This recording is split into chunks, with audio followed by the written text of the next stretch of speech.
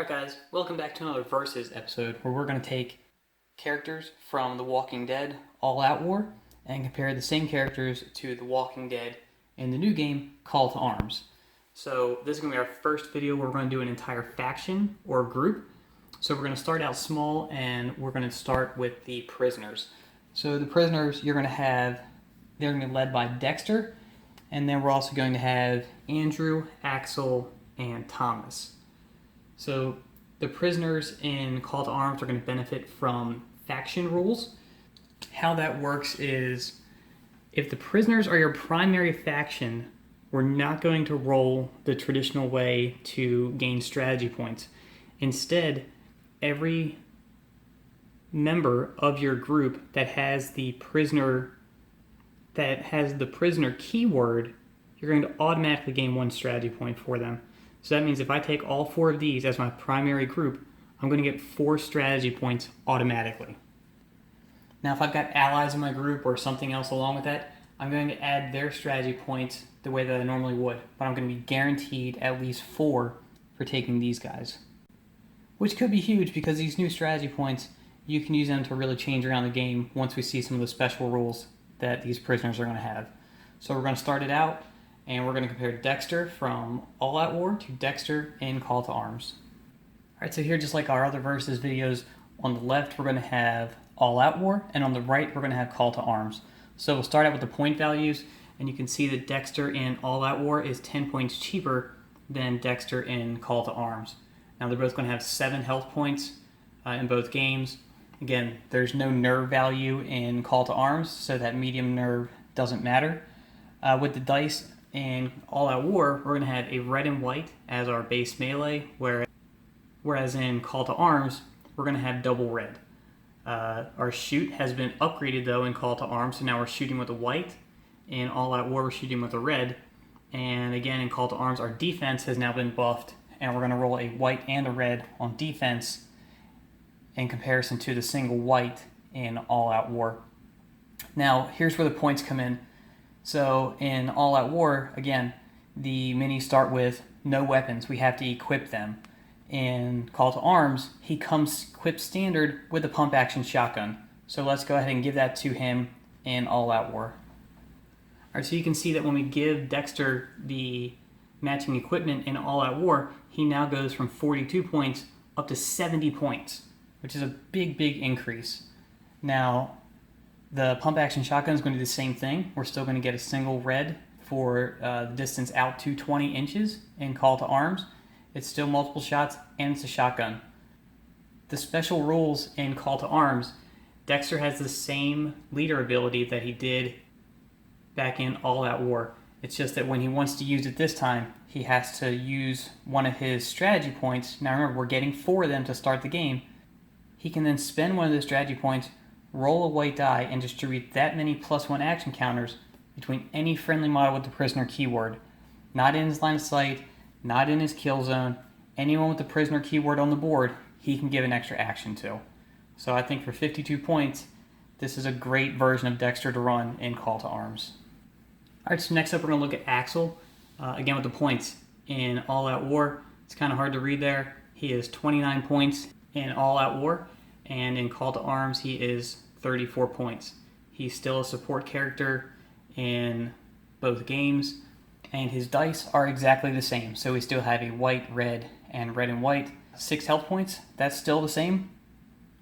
And again, where we're going to differ, he's going to start in Call to Arms with his .38 revolver. So now we'll give him the gun in All Out War and see what the points just out to. So we give Axel his .38 revolver, and the stats are still the same.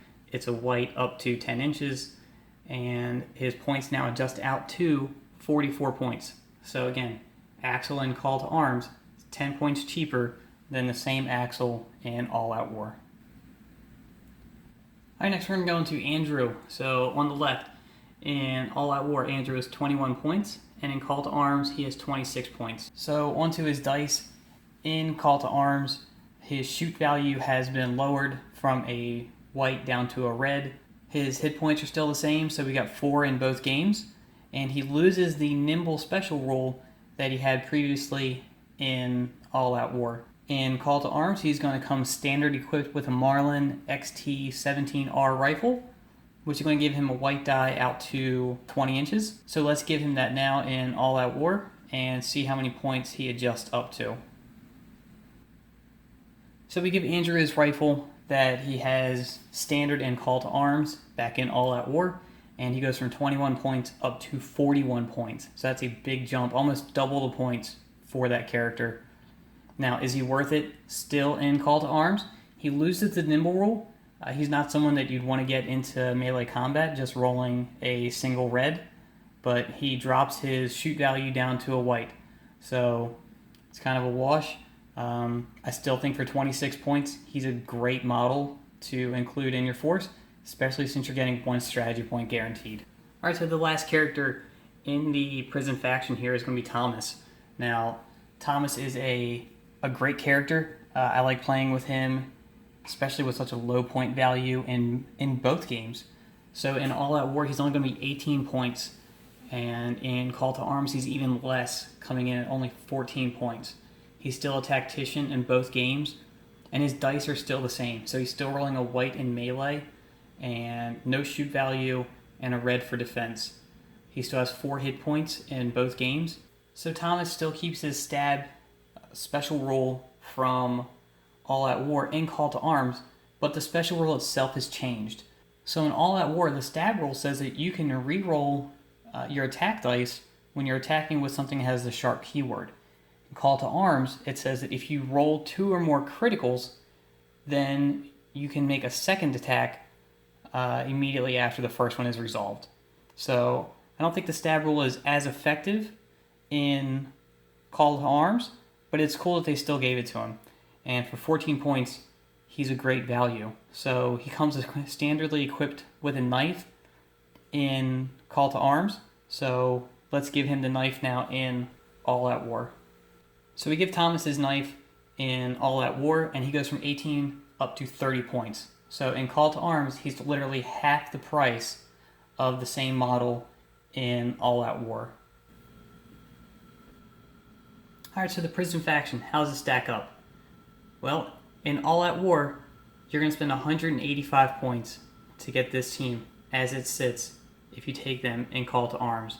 In Call to Arms, for the same force, you're going to spend 126 points. It's a difference of 59 points.